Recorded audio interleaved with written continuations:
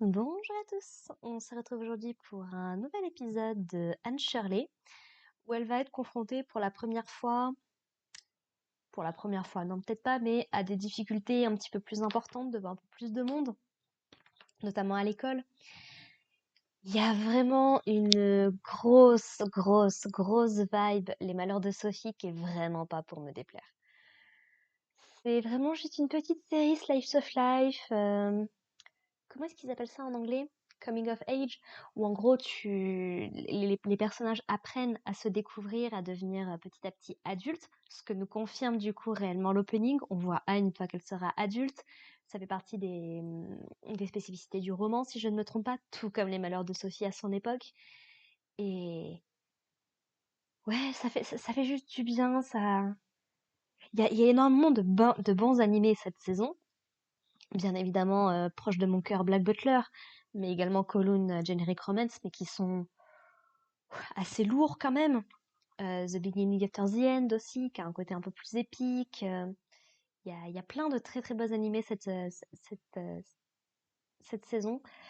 Mais ouais, la simplicité d'Anne Shirley, franchement, ça me fait du bien, ça me met le sourire. J'espère en tout cas qu'on n'aura pas de trucs trop, trop tragiques justement au malheur de Sophie, parce que mon petit cœur, il va pas tenir. Clairement, mon petit cœur, il va pas tenir. Alors, donc cet épisode est découpé en deux histoires. Donc, on a d'un côté Anne qui doit participer à un pique-nique avec Diane et également avec d'autres filles qu'elle connaît. L'épisode commence avec Matthew qui accroche un espèce de petit tableau d'une personne qui ressemble un petit peu à Diane si elle était adulte, mettons, dans la chambre juste au-dessus du lit de Anne, pendant que Marilla, du coup, la rapporte un petit peu du thé. Et quand Anne lui raconte, du coup, tout ce qu'elle doit faire dans quelques jours, elle lui dit, bah écoute, je te préparerai un pique-nique, il n'y a pas de problème, tu vas pouvoir y aller, tout va bien se passer. Sauf que, petit problème, alors que Marilla veut aller à l'église, impossible de remettre la main sur une broche qu'elle tient de sa mère, une broche en améthyste, qu'elle met du coup toujours pour aller à l'église et qu'elle remet toujours à sa place une fois terminée. Sauf que du coup, bah là, impossible de mettre la main dessus. Alors elle cherche un petit peu, elle fouille, et Anne finit par lui expliquer bah, qu'effectivement elle a pris sa broche, euh, juste pour voir un petit peu ce que ça faisait, mais qu'après elle l'a remis à sa place. Du coup, Marie la refait un petit tour, mais impossible de remettre la main dessus. Et c'est là que, coup classique, elle va accuser Anne de l'avoir volée, ou en tout cas de l'avoir perdue. Une petite notion qui est plutôt pas mal, c'est qu'elle dit plutôt qu'elle l'a perdue. Et donc, bah, elle demande à Anne d'avouer sa faute, sauf que Anne refuse totalement. Elle dit que c'est pas elle, qu'elle a rien fait. Et du coup, bah, Marilla, comme à son accoutumée, du coup, envoie Anne dans sa chambre et lui explique qu'elle n'aura pas le droit de sortir tant qu'elle n'aura pas dit la vérité. Donc, Anne continue à dire que ce n'est pas elle, et les deux sont particulièrement bornés. Matthew et Marilla ont justement une petite discussion là-dessus. Donc on apprend que c'était une broche qui appartenait à leur mère, on comprend que c'est quelque chose qui lui tenait quand même beaucoup à cœur. Et ce que Marilla a du mal à supporter, c'est pas tant que Anne elle ait perdu la broche. Elle se dit bon, c'est dommage, mais admettons.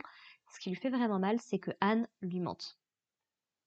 Et donc finalement, Anne va finir par lui donner des excuses, par lui expliquer ce qui s'est passé, donc qu'elle a pris la broche pour aller jouer.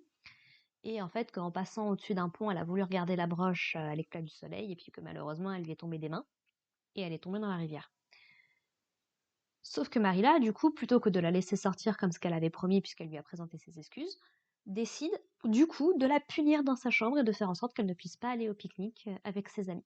Ce que Anne prend du coup extrêmement mal, et alors que Marilla, du coup, l'appelle pour aller manger, elle refuse totalement. Elle dit que de toute façon, ce que prépare Marilla, c'est totalement insipide et qu'elle la prive d'une expérience fantastique en pique-niquant avec ses amis, notamment parce qu'elle devait goûter de la glace pour la première fois. Et du coup, donc, Marilla le prend un petit peu mal. Matthew essaye de lui dire, bah, tu sais, elle a jamais appris les bonnes manières. Marilla qui lui dit que c'est un petit peu ce qu'elle essaye de lui apprendre.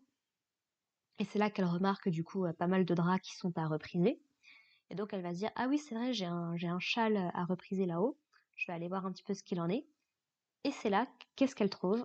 Sa broche accrochée à son châle. Et en fait, elle se rappelle de ce qui s'est passé.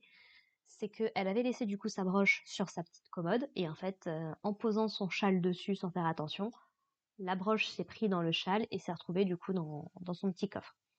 Elle réalise du coup forcément son erreur, elle se dit: «Bah, oui, mais Anne m'avait présenté».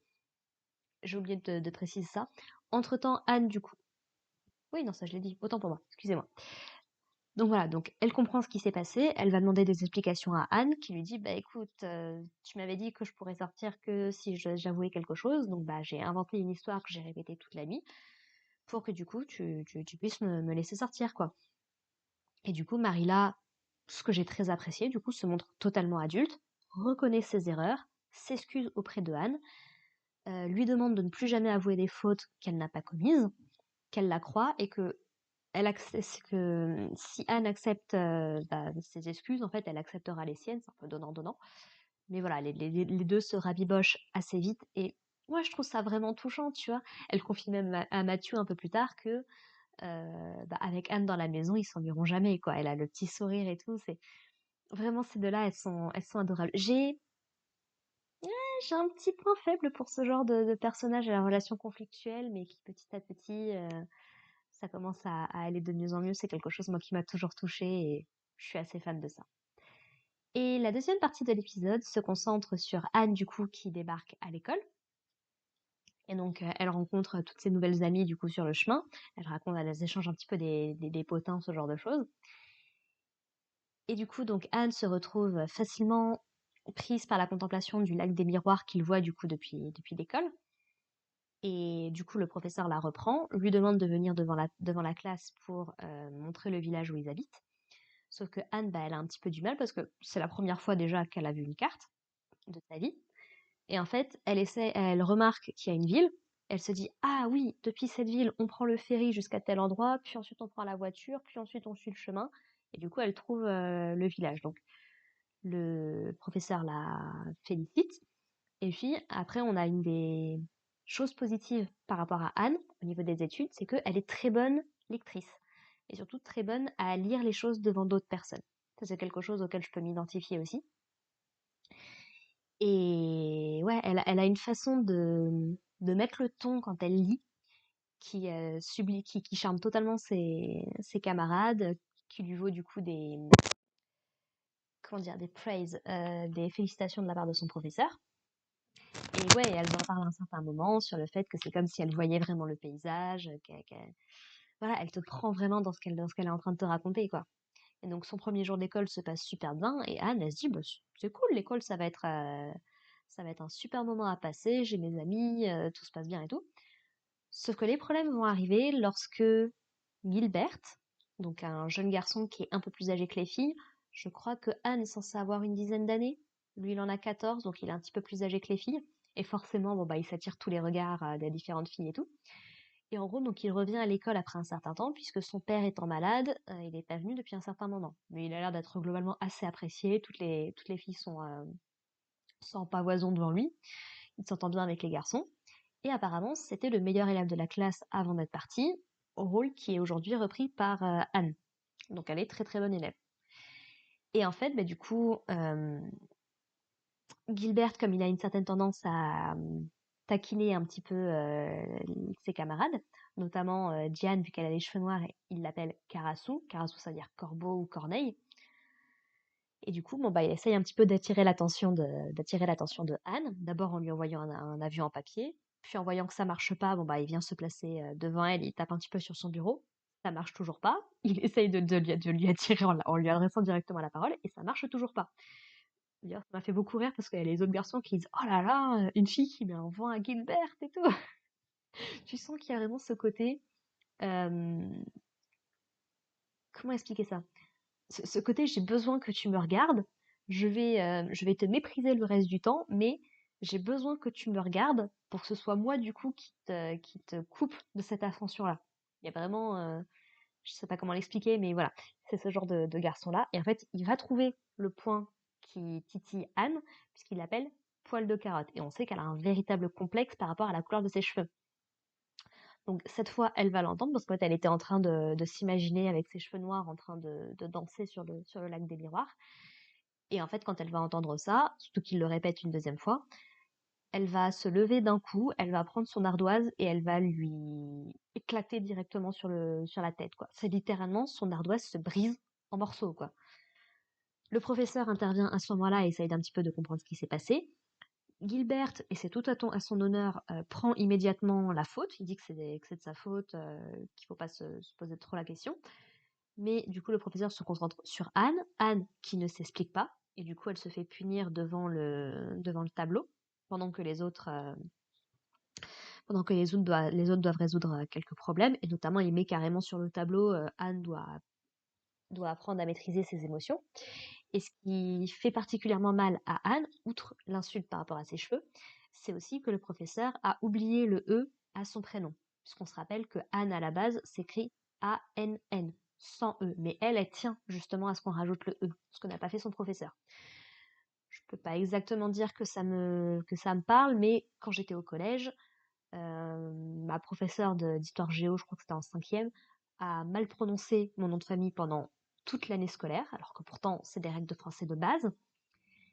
Et en gros, je l'ai reprise une fois, j'ai vu que ça changeait pas, j'ai abandonné, j'avais pas envie de me battre. Donc elle va s'isoler un petit peu pendant la pause, justement, pour essayer de se calmer un petit peu par rapport à tout ça. Gilbert essaye un petit peu de s'excuser, mais elle se libère assez facilement de son emprise.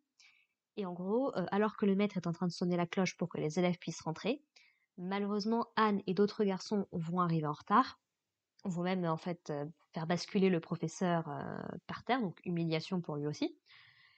Et du coup, il explique que bah, vu qu'elle apprécie la compagnie des garçons puisqu'elle est en retard comme les garçons, et ben en fait, il va la mettre au milieu des garçons dans la classe. Et c'est là que j'ai remarqué que dans la salle de classe, effectivement, il y a un côté pour les filles, un côté pour les garçons. Puisque si vous saviez pas, donc il y a quelques années en arrière, il existait une école pour filles et une école pour garçons. En tout cas, je sais qu'en France, par exemple, l'école primaire que j'ai fréquentée, on voit encore sur l'école, alors aujourd'hui les classes sont mixtes, il n'y a pas de problème, mais on voit encore, puisque c'est une école qui date de 1907, on voit encore marqué sur les murs de l'école, école filles, école garçons, quoi. Et en fait, bah, là, il y avait qu'une seule école du coup pour ce petit village, mais ils ont quand même fait en sorte de séparer les garçons et les filles. Et du coup, bah, toutes ces copines en fait sont super désolées pour elle parce qu'elle se retrouve en fait complètement au milieu des garçons. Et du coup, Anne va ranger toutes ses affaires, va rentrer au Pignon Vert et va expliquer à Marilla, qui a un petit peu du mal à saisir l'histoire, mais qu'elle ne veut plus jamais aller à l'école puisqu'on s'est moqué d'elle et que voilà, ça lui a fait trop mal. Elle s'est fait sentir totalement humiliée. Et Marilla et Mathieu ont l'air complètement désemparés, à pas trop savoir quoi faire pour l'aider. Et Marilla va même évoquer l'idée d'aller demander conseil à Rachel, donc sa voisine, sur bah, comment gérer cette situation. Chose qu'elle avait totalement refusée, par exemple, dans la première partie de l'épisode, pour gérer la situation avec la broche. Voilà, donc c'était un épisode, ma foi, bien sympathique. Je pense que n'importe quel enfant peut se reconnaître dans le personnage de Anne, sans forcément avoir subi exactement ce qu'elle a vécu, mais je pense qu'on s'est tous un jour retrouvés à subir des moqueries ou à être un petit peu humiliés devant toute la classe. Donc, ouais, ça, ou même être accusé de quelque chose qu'on n'a pas fait aussi, et que les adultes ne nous écoutent pas alors que pourtant on dit la vérité. Donc, ouais, il y a vraiment ce côté, cette série réveille un petit peu, me concernant, en tout cas, l'enfant qui est en moi, l'enfant qui a bah, des blessures qui sont pas forcément encore refermées malgré les années. Et ouais, non, franchement, c'est ça mêlé au slice of life. Franchement, c'est une petite série que j'apprécie vraiment et je suis très heureuse d'avoir repris. Voilà, voilà, j'ai pas grand-chose de plus à dire sur cet épisode-là, donc je vous propose qu'on se retrouve la semaine prochaine pour parler de l'épisode 4. Et puis bah en attendant, portez-vous bien. Allez, bye les gens.